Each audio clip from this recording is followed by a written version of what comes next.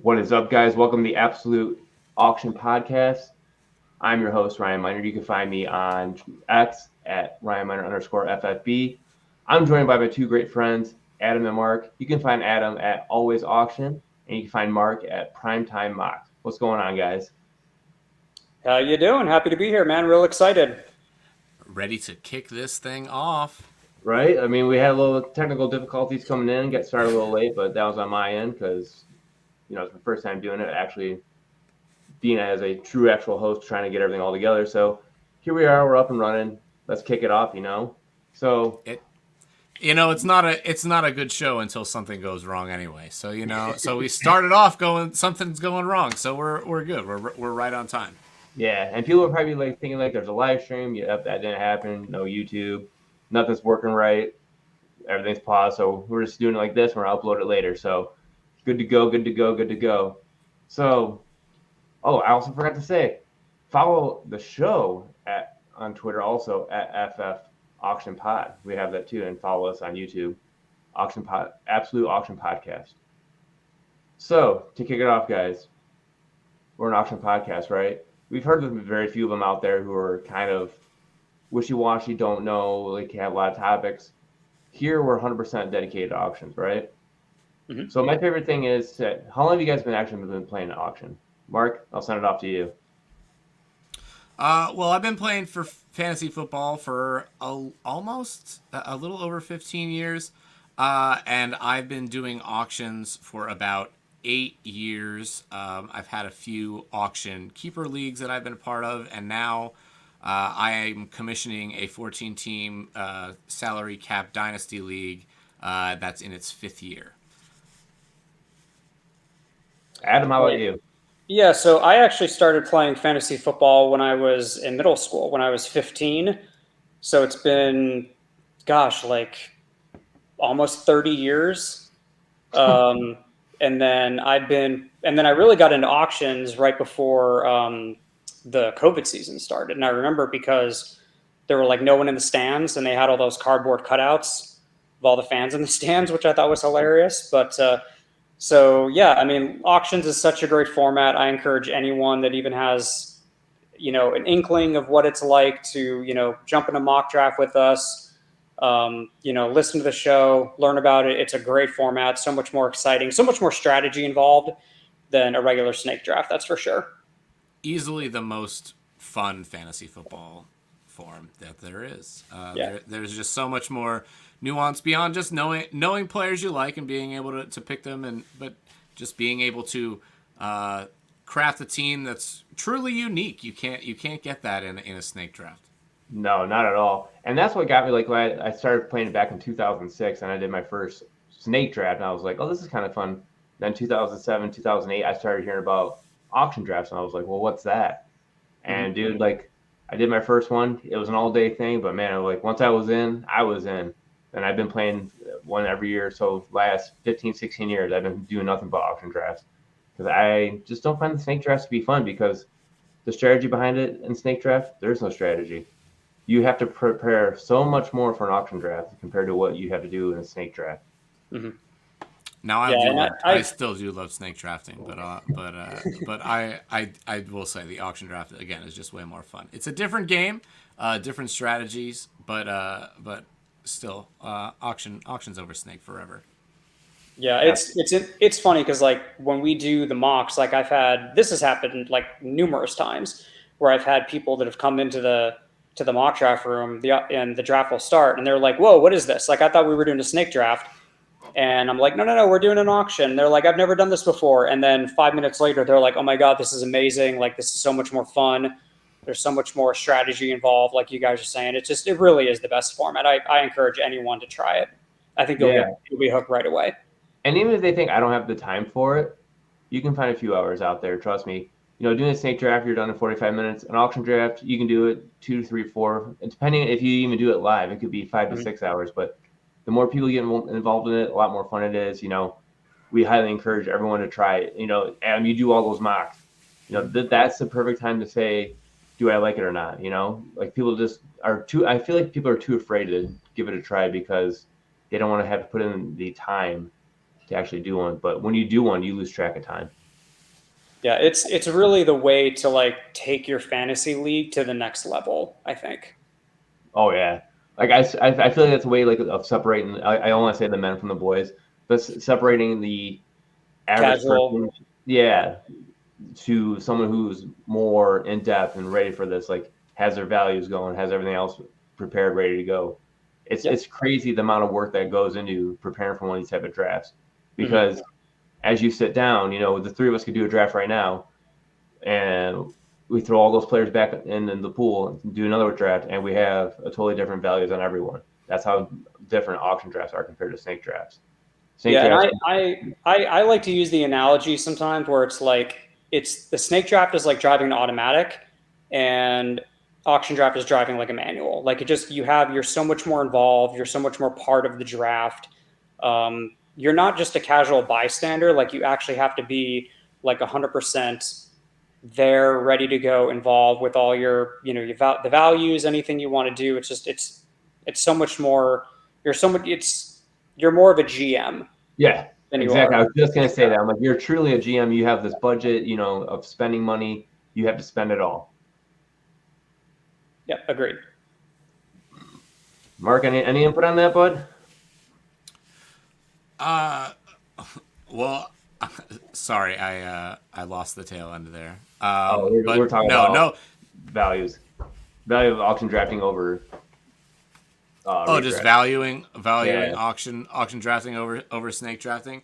Yeah, no, I mean I think it's good to you have to be right pinpoint on your values. We're going to talk about that in a few minutes here, as we get into our first auction mindset topic, talking about values. But yeah, it's definitely it does separate a little bit more than the average linear draft. Hmm. yeah. The average person does not really do auction drafts. That's the known fact. But as we move on, we have this thing we like to call our auction mindsets. And what this is as you prepare this summer for your auction draft, here's some of our points of what we think you guys should view to help you better prepare this summer as you get ready for your auction draft. Adam, kick us off. Yeah, so the first one that I kind of want to talk about is focusing on value like versus the over the name. Like, for example, you want to focus on getting value for your money rather than just chasing big names. Sometimes lesser known players can provide better returns. So, for example, instead of spending like a large portion of your budget on high profile players like Christian McCaffrey or Patrick Mahomes, you might find better value in players like James Conner or Jared Goff. Like these guys are often available and drafts at a fraction of the price, but can still provide your team with like solid fantasy production. And really, by doing this, you'll be able to have more budget flexibility to acquire um, other high value players and build a really balanced competitive team. And the goal is really to maximize the return on every dollar you spend and ensure that like every player in your draft that you draft, I should say, contributes to your team's success without overpaying just based on name recognition alone. Look for players who really have the potential to break out due to like increased roles, favorable situations. These players will often cost a lot less, but can provide really, really high returns for your team. 100% agree on that. I mean, the value over name, like that's like a way I like to say, like when I say value over name, I think I kind of sit back and watch how the draft starts unfolding. I kind of look at everyone's Mm-hmm. how each manager is reacting because every manager is totally different when it comes to doing these auction drafts. And some of them actually chase that name. They'll spend a big dollar for that name. They don't understand the value of it, and they're like, "Oh man, if I would have saved X amount of dollars, I could have got two players for the same price as this one I just got."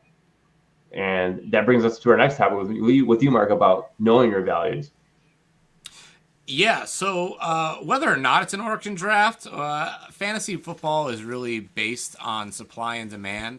And both linear and auction drafting can be a lot easier when you know just exactly how much you value each individual player. Now, for auctions, you can really go very far in depth and audit like the entirety of your league format and appraise every player like down to the dollar. And like in really competitive leagues, there are some that I'm sure we all play in that you really should do that, and you really should have like a good idea of how much you value every single player in that draft pool.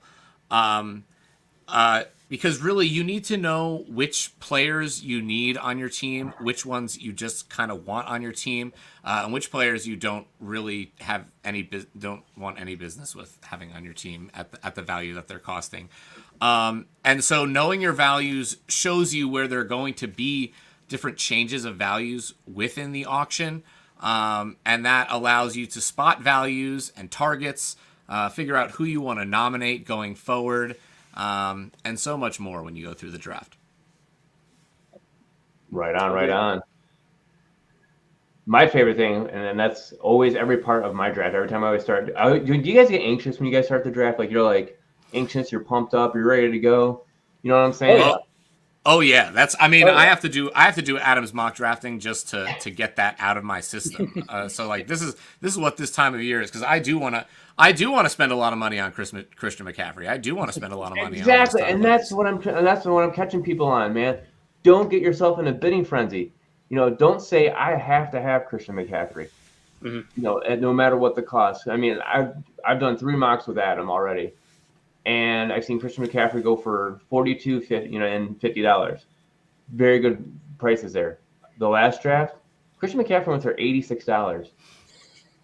Pump the brakes on that, guys. Like that's 43% of your budget right off the bat, and you only have one player. You have to look at it as you're excited, but you're like, don't keep thinking in that mind that like some people get the mindset of, I know you're going to bid another dollar, so I know I can keep going back and forth with you because I know you want them.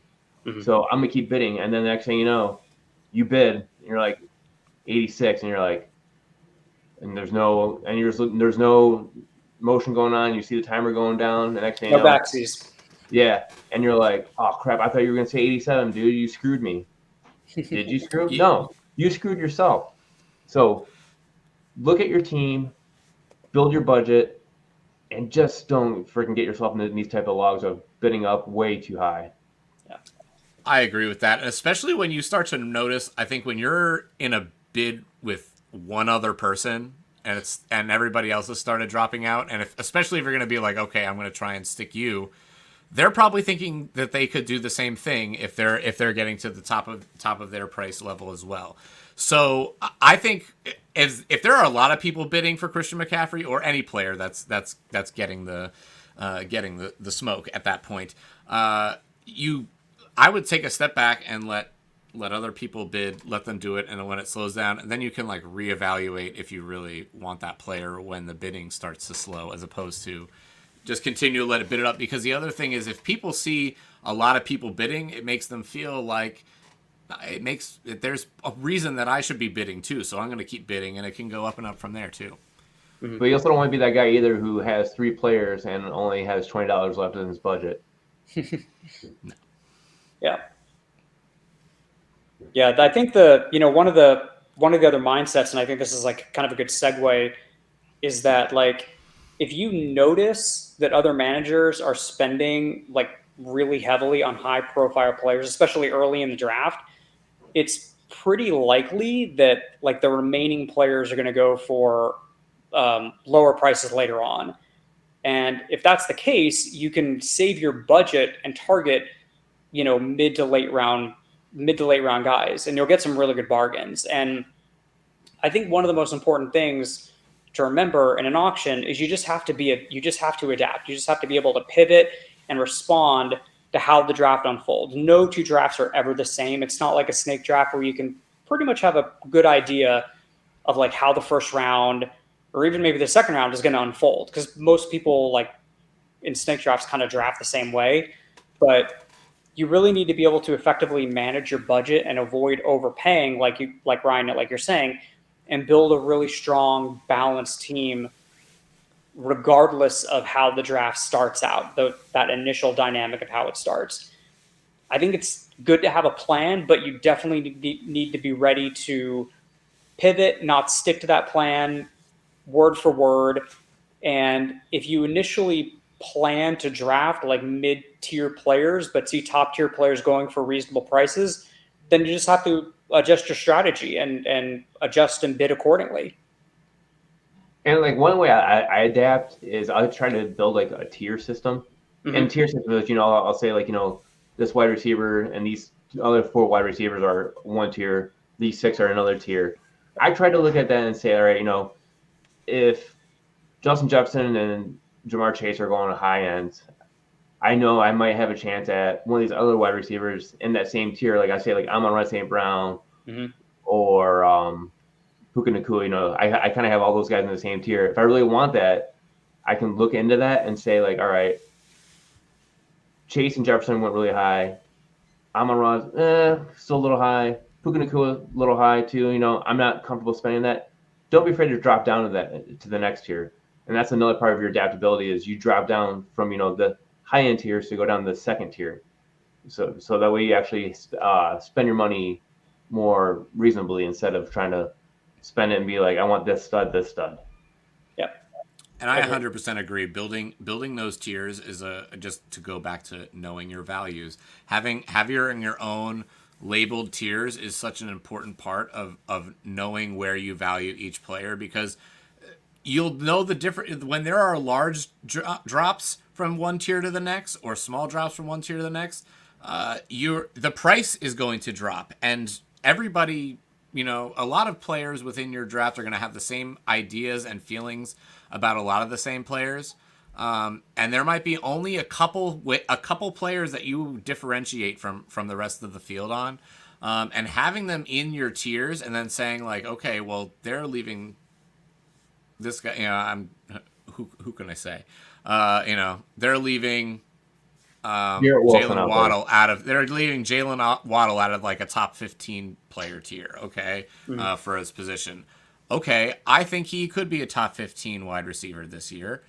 So maybe I'm way more happier taking him as my wide receiver 2 at a lower price than I would say Marvin Harrison Jr. at a higher price, right? Like that's part of the game. And going back with adaptability, I'm going to go into my next point, which is knowing your league and knowing everything about it. I mean, the roster format, the scoring settings, and your opponents drafting with you all specifically shape that market that you're drafting within in an auction. So if it's important to know your preferences, like in the difference between a 1 QB and a superflex and the difference between 2 wide receivers and 3 wide receivers. You should have all those preferences. That's important. That's knowing your values. That's knowing yourself. That's an important part of auction drafting. But it's also equally beneficial to know or at least have an idea of what everybody else in the room has as far as preferences and what that market could look like ahead of time. Now, you can't predict the future, but information is power. Like we said, 2 auction drafts could happen back-to-back simultaneously. The second one is going to be very different because the difference is there is information on the first auction that affects the second auction. So having that information makes everybody sharper. So really knowing what other people in your league are going to do. If you know that the league in general, the market, is not that interested in running backs, maybe you go and you try and get an anchor RB early on a lower budget. If you know that most of the league is going to be really competitive and looking to bid for an elite QB, whether it's 1 QB or superflex, maybe you throw one out a little earlier than expected and let some money drain from the room while you can save your money. It allows you to make different decisions that can give you advantages within the game. And the more information you know about every player in your league, the more pieces you have to the puzzle. This concept, it definitely takes some practice getting, building that information and knowing how to exact it on your opponents. But if it's applied correctly, it can also make it way harder for your opponents to know or read what you are doing, which is also a big advantage. So really knowing your values and knowing your league are the two most important, not just within auction drafting, but all fantasy football. And I think the nuance of an auction draft, that second one, knowing your league, can really put you light years ahead of your competition. Agreed.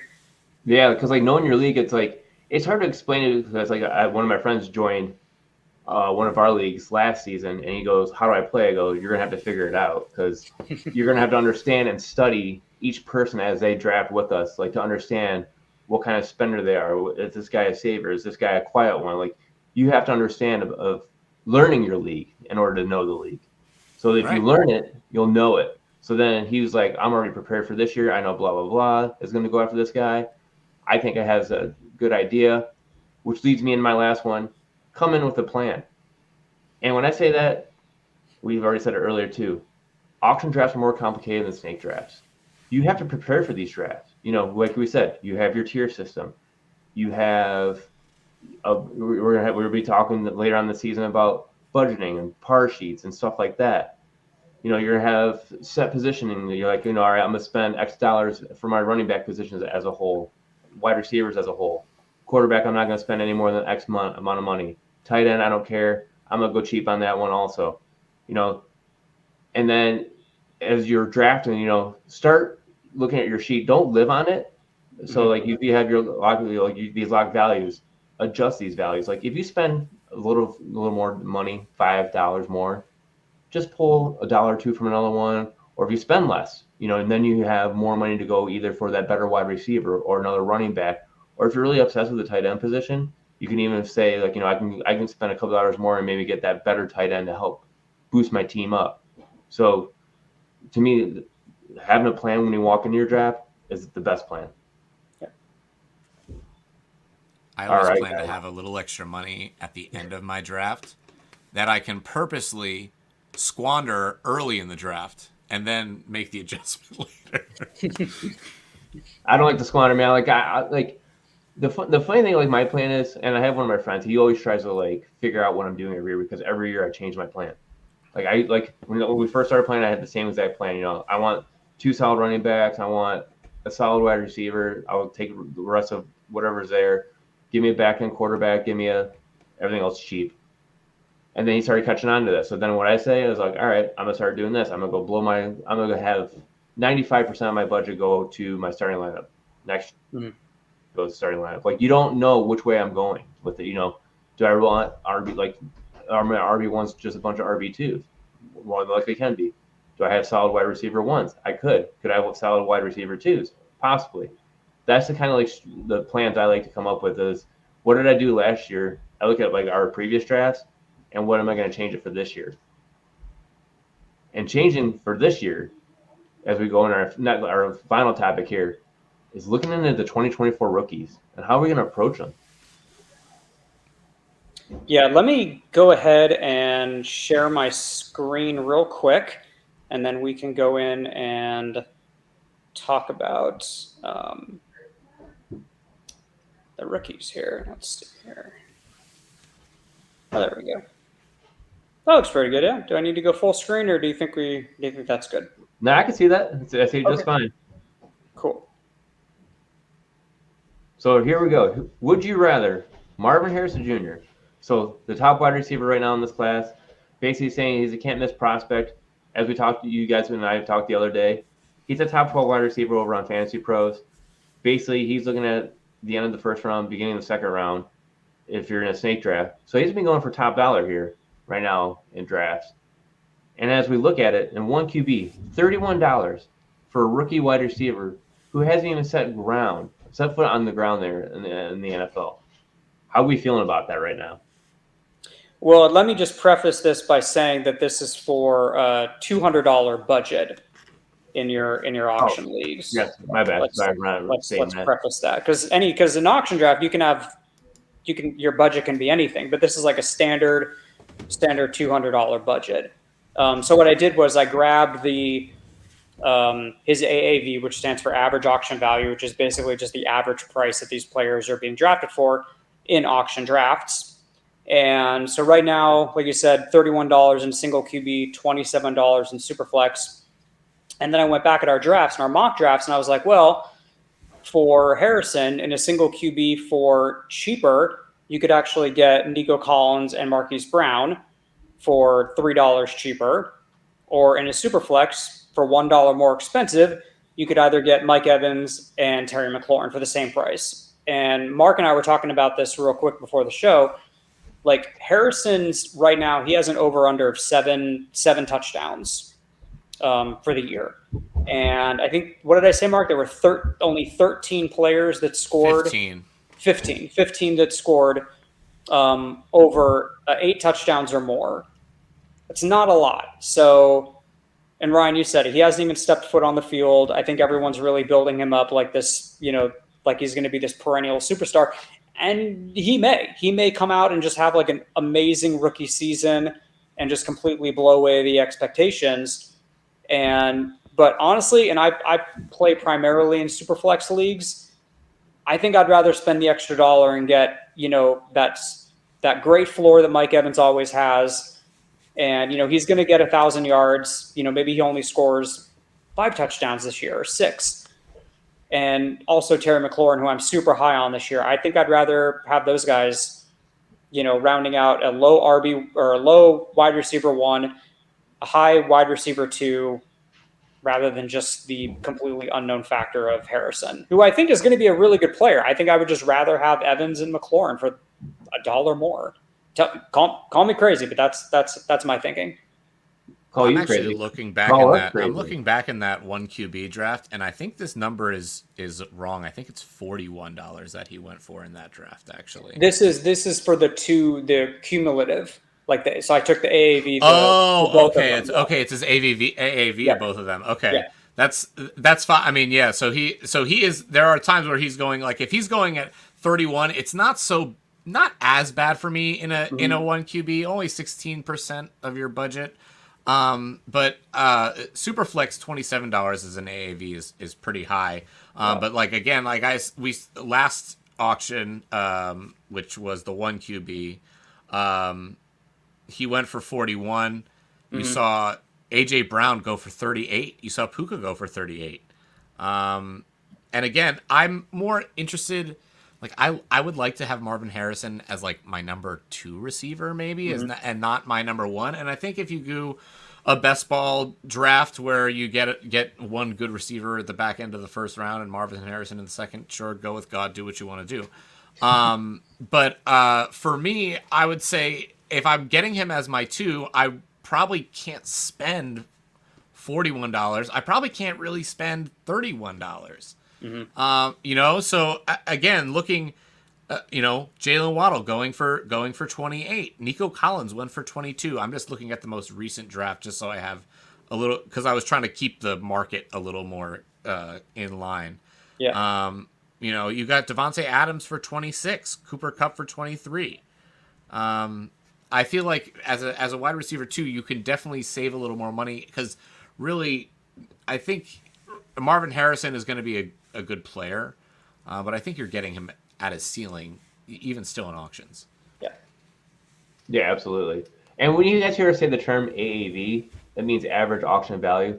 So we'll do multiple mock drafts, and the AAV is, this draft plus this draft plus this draft divided by how many drafts we ran, and it gives us the average auction value to understand it, to give you a better understanding of the terminology we'll be using here. Yeah. It's essentially ADP, but for auctions. That's all it is. And then another thing too, so we had Marvin Harrison go in the first round. We also had 2 other receivers go in the first round, but not only in the first round, but in the top 10, and Malik Nabers and Rome Odunze. And look at the cost of those 2 players, Malik Nabers and Rome Odunze, compared to Marvin Harrison Jr. The way I look at it is these 3, this is a tier for me right here of these 3 rookies where their values, they could actually, perform the same. But the average auction value, AAV, is so different. The discrepancy between the 3 of them is freaking crazy. We're saying Marvin Harrison for 31. We're getting Rome Odunze for basically under $15 in total. Where I'd rather have that. Yeah, he might be the number 2, number 3 wide receiver on his own team, but who's to say for sure that Marvin Harrison is going to be the number one receiver? Could it be Trey McBride? You know, we don't know exactly how these teams are going to fold out. So he's one player I'm willing to drop down on. How do you guys feel about Rome Odunze? If he stays low, I might take a shot on him in here. I mean, like I'm not going into an auction with an exact plan to get Rome Odunze. I mean, like in general, there are very few players I'm specifically targeting to get in an auction more than I am getting that value. So if you can get them, if you can stay below that $15 value, like I wouldn't mind picking them up again. I'm just trying not to. For me, there's like a threshold as far as everything, even whether it's a snake draft or an auction. I'm looking at my top 5 or 6 rounds of a snake draft or of my auction to be kind of like my nucleus of players. Then I'm looking at my flexes in the middle rounds to round 10, 11, depending on how deep it goes. And then after that, I'm taking upside shots. So I don't like. It's going to depend on camp news. It's going to depend on so much that's still yet to happen. Because if Rome Odunze starts getting, smoke and his camp news pushes him up the board, I'm going to be less likely to be in on him than I am if he's just kind of quiet. In general, I don't really like to put a lot of stock into rookies. I really like to save them for later shots at the back end of my draft than I do anchoring my team. So I almost never have them, especially if they're going overvalued in my nucleus. And then there are a few that I might take in a flex range. Jonathan Brooks is in a flex range right now that I feel like I'd be interested in maybe taking him at the right price in an auction. Rome Odunze could do that, and it would depend. Again, it's going to depend on, if he gets too hyped and he's too expensive or what. But for the most part, I'm trying to keep them more in the lottery ticket or hopeful bench depth kind of role. I'm not trying to stake my whole season on a rookie unless they're like a first round running back or something. Which we didn't have any of those this year. All we had was third round or late second. I think it was like second. If I'm correct. Mm-hmm. Adam, anything else on your wide receivers here? How do you feel about them? On Odunze, I'm a little torn. I think that, Allen's going to be running in the slot. So if they're running, 2 wide receiver sets, it's probably just going to be, it'll be DJ Moore and Odunze. And I think that the hype around Caleb, I think, has gotten a little out of control.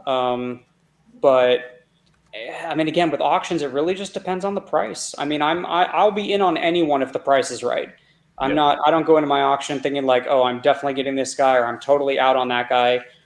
And I think that's another good point, just to kind of, for people that are new, it's like you can't marry, you can't get married to a guy just because you really want him. If the price is too much, you have to let him go. You can't stake your entire team and your whole budget on, 1 or 2 guys. So with everything, it all just comes down to price with me, honestly. And that's what it always boils down to. Is there any other rookie wide receivers you guys are looking to target? Like if there was an opportunity of the value coming in just right, is there another one that you were looking at? Well, I'm going to go to, let's see. Yeah. So here's Nabers, and he in a single QB and superflex, his AAV right now is both $19. And I'm more, I think, interested in that versus where Harrison's going, just because I think that he is just going to get peppered with targets. I mean, Darren Waller just announced his retirement. They really don't have like a true bona fide like number 1 receiver. And I think that, if the Giants are playing from behind a lot, I think, Jones or Locke, who's ever the quarterback, I think is really just going to end up peppering Nabers with targets. And I think he's got a similar ceiling to Harrison, to be honest. Harrison might have a bit of a higher floor, but again, I'm much more interested in Nabers at 19 than I think I would be at Harrison for, in what his price was. And if you're not in on Nabers, like, right here, you can get Deontay Johnson and T. Higgins for the same price in a single QB, or you can get a little bit of a bargain with Zamir White and George Pickens. So honestly, I don't think you can go wrong. I mean, I think Deontay's going to have a really good year. I think Bryce Young is going to pepper him with targets, and I think George Pickens is going to do really well in Pittsburgh. Yeah, Yeah, I'd love would you rather. Like, I'd rather have the two players over Malik Nabers just because. Same thing with Harrison Jr. We don't know what they're going to do yet. Mm-hmm. So the hype starts happening because this could be the cheapest Nabers gets. He could actually get cheaper. We don't know what's going to happen. Yeah. And then these other players over on the other side, they could also jump up too. Like, look at Zamir White. He has no really like running back competition right now. Mm-hmm. And if he blows up in the preseason here, his value is really going to jump. Yeah, these prices are definitely going to be changing over the next weeks and months. This is not set in stone. This is just what they are right now.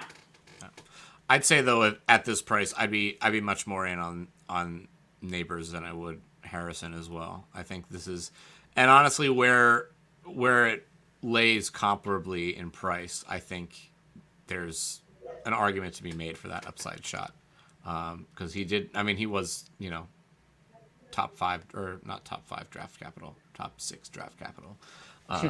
But yeah, I would say that he's probably one you could take a shot on. Again, not saying that they might have the same kind of production, right? They might Harrison and Nabers might have the same kind of production. It's the value of the cost of that value that's, that I'm less interested in. All right, and then one last part of that. Do you guys think any of these wide receivers ever drafted this year could be this year's Puka Nacua? It's a generic question. Personally, I don't see it because Puka Nacua was such a late round pick that I don't really see anyone really standing out like how he did. But let's hear what you guys have to say. I want it to be Luke McCaffrey so bad. I mean, I do. I think, if you are following, just going through it and looking him up, he's, the fact that he did the rookie showcase, is interesting to me for a 3rd round player. Him and Jaden Daniels were both sent to that rookie preview. Not Ben Sinnott, who was drafted earlier than McCaffrey was. Yeah, I don't think there's a Puka Nacua this year, but we are not going to know 100% if there's going to be one because there are definitely players that are getting the whispers about them and getting good camp hype and getting good rookie camp hype, and so for me, Luke McCaffrey definitely has that there's like a potential that if he continues to just have that steady drumbeat of good news that I might see it, but I can't. It's impossible to say like, oh yeah, let's find a wide receiver 1 out of these late guys. But it's never going to stop me from finding late guys that I like to pick up and use. Like, again, the back half of my bench, almost my whole bench really, is in an auction is going to be cheap guys like you can find for $1 or $2. After my flex depth and the rest of that money's there, at least ideally. So I'm always looking for a couple rookies that might pop off and do that. And so for me, again, Luke McCaffrey, he's coming in, got capital. Terry McLaurin, about to turn 30. Or he's not about to turn 30, but he's 29 for this season. Turning 30 next year. And his contract, I think they can get out of next year as well. Jahan Dotson, still the verdict's still out on him, so there's like opportunity there. So that's the one guy I want it to be, but I don't think it's going to be. Yeah, I don't know. I think that if there is a Puka Nacua in this draft, we're not going to find out till probably like the second half of the season. Yeah.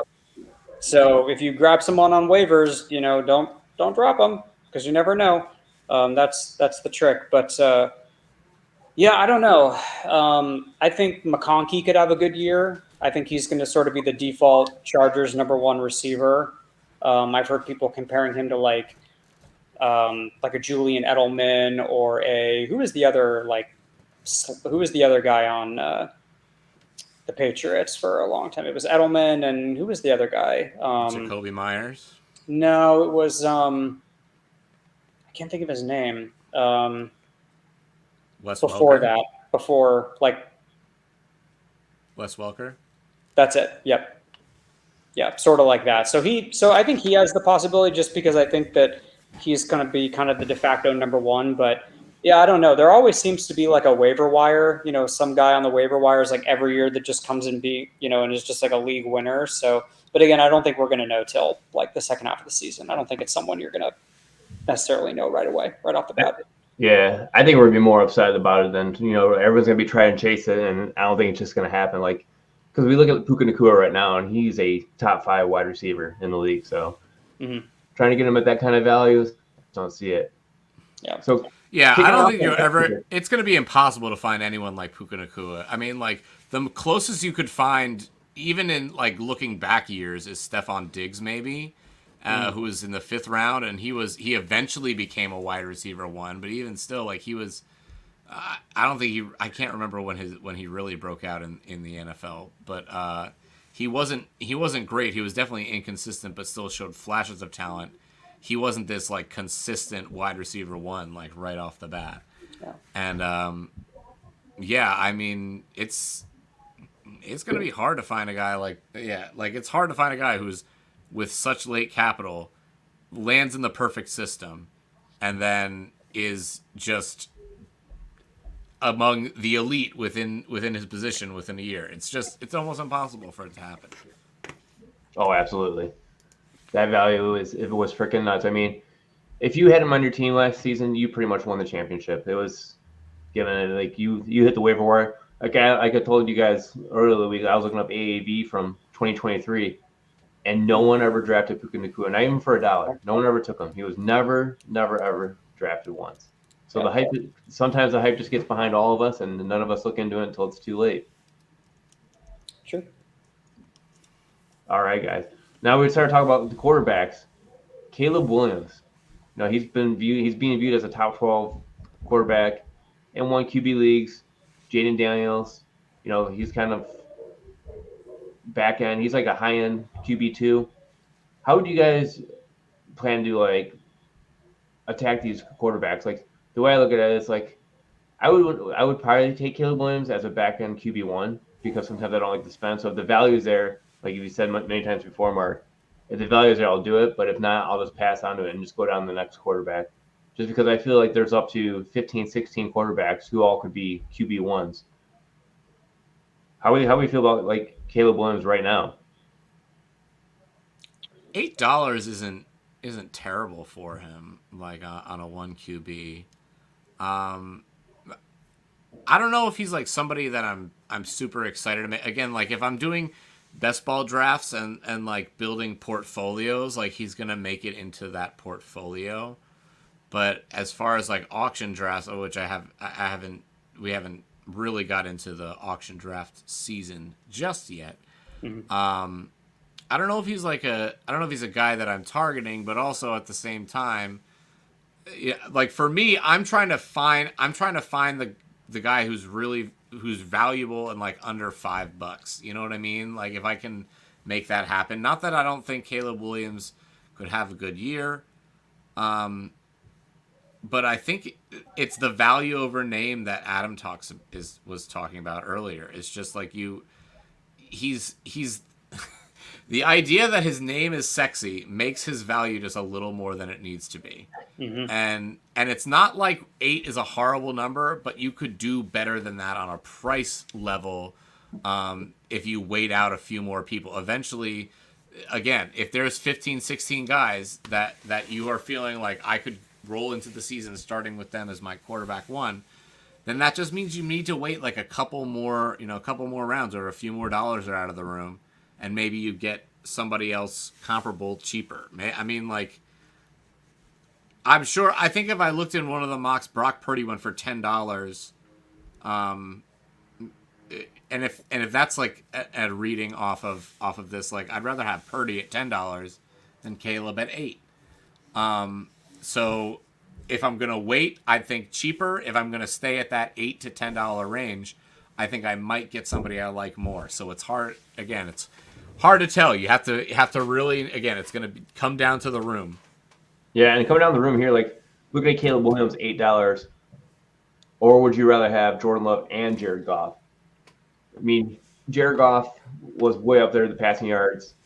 Jordan Love did the unexpected, and actually another Green Bay Packer, which makes Adam happy as a quarterback, is stepping into the limelight again. It's like, come on. But to get two quarterbacks like that, I'd rather take Jordan Love and Jared Goff over the legs of Caleb Williams. Just knowing that I take Love at 8. Fails, I'm all set. Mm-hmm.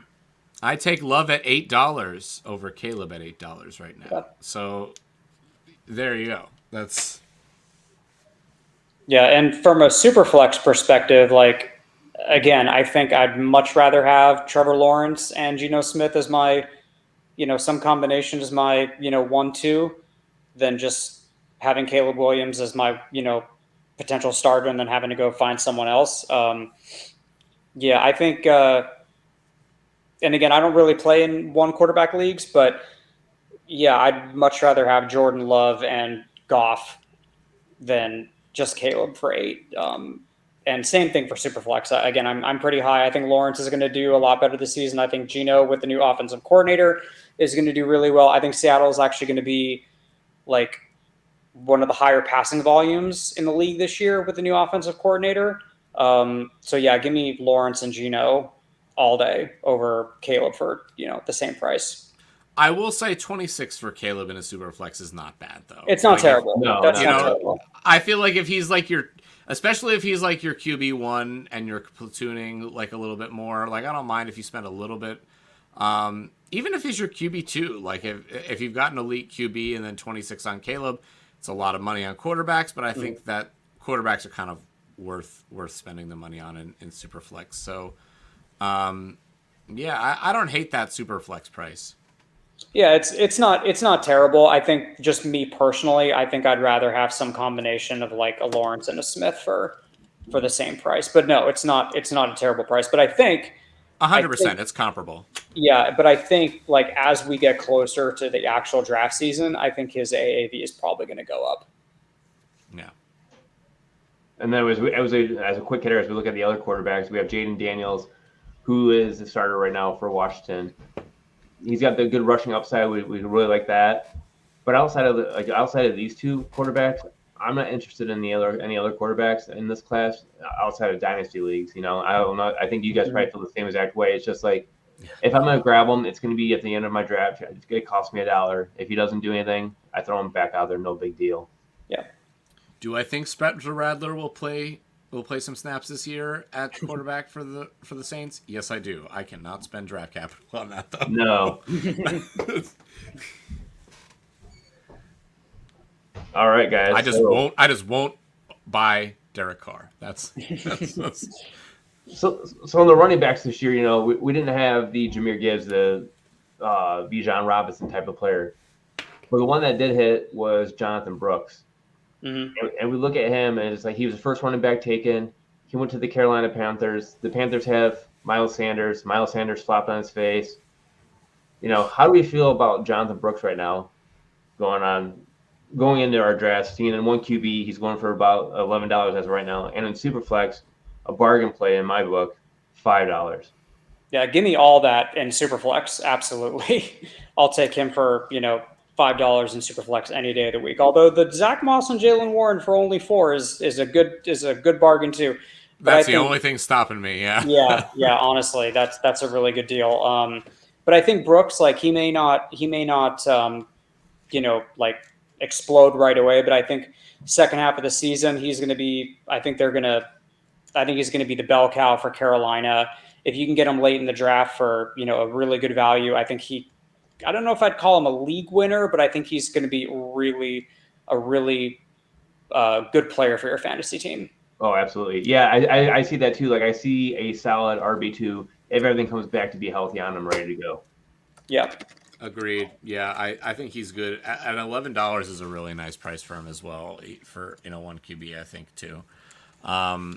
You have to think that the capital that they have, there's really nobody they have to be loyal to in that backfield, and Canales has already been talking him up. So I think he's, at the very least, if he's healthy, he's going to have the job whenever he can take it over. Yeah. All right. So we'll move on from running backs. We'll just hit one last topic, guys, because we got to get going. We're pushing that 45-minute mark, and we want to try to keep these low and sweet for you guys so you guys aren't being dragged out and falling asleep. And I want to talk about Brock Bowers. You look at him, pick 13. I've never laughed so hard because I was actually at the NFL draft and seeing the Raiders select Brock Bowers when they had Michael Mayer, and I'm like, oh my God, what is going on here? The next Kyle Pitts type of unicorn type player here is going to the Las Vegas Raiders. What is going on? How do you guys feel about Brock Bowers right now? Yeah, he dominated in college, but you think it's going to transition well to the next level for him? I could do a whole show on just like tight ends. Like I've got some like major thoughts on the tight ends this year for auctions. Yeah, I don't know. Bowers isn't particularly on my radar this year for auctions. I think I'd much rather wait and grab, a player like a Tyler Conklin, who's just been not a sexy name, but super consistent over the last few years. Or someone like a Pat Fryermuth, who I think is being completely undervalued this year. He's going to be Pittsburgh's he's going to be their number 2 target. Bowers has a lot more competition. He's got Adams and Myers and the other tight end Michael Mayer in there. So I'm not, again, it all comes down to price. But if you asked me right now today, I'm probably not that in on Bowers. Yeah, I'm not really in on Bowers either. I would rather spend. He's not a person that I consider to be an elite tight end yet. He can prove that this year or whenever he comes around. Sometimes it takes 3 years for tight ends to really even do anything in this league. So it's hard to put money on that. I would take. There are a lot of tight ends that I'm willing to spend $1 on too. So, if I get him for $1, fine. But I'd rather just Hunter Henry is always going to go for $1, and Yes. I'm fine starting the year with him. I'm fine starting the year with a Luke Musgrave, which he's not always going to go for $1, but you definitely can get him there if the room is right and you can nominate him late enough. There are plenty of guys like Dallas Goedert went for $3 in the last one QB. So it's hard for me to pull the trigger. Like I don't even want to nominate Bowers because I'm worried that I'll get him. I'd rather feel comfortable with somebody that I know has just a little bit more of a proven track record, and I could totally get burned on that. That's fine with me. I'll live with that year over year, knowing I had some Laporta last year in dynasty spots, but I don't want to be the one who's betting big on the tight end, spending high capital. Yeah. Nope. Let's make that a clean sweep, guys. I'm the same exact way. I'm not. I mean, I wasn't really into Kyle Pitts when he first came out, and yeah, he exploded. He had 1,100 yards. But I mean, look what's happened ever since then. They were still chasing that first year with him. Could Brock Bowers become that next tight end? He could, but he could also flop and then be 3 or 4 years down the road. Yeah, give me the cheaper options. Heck, even give me Evan Ingram. Give me one that's consistent out there. So I usually don't. I usually don't spend very much on tight ends. I'm one of the guys I'd rather just get one of the cheaper options who has a lot more upside and save that money for, my flex play or a third wide receiver, something like that. I'm just not going to spend big on tight ends. I'm just not. And the thing that makes it easy is Bowers is never going to go for $1. He's going to go for 4 or 5 or whatever. And he's never not going to go for $1. And so if you're disciplined enough to say only $1, you'll be fine.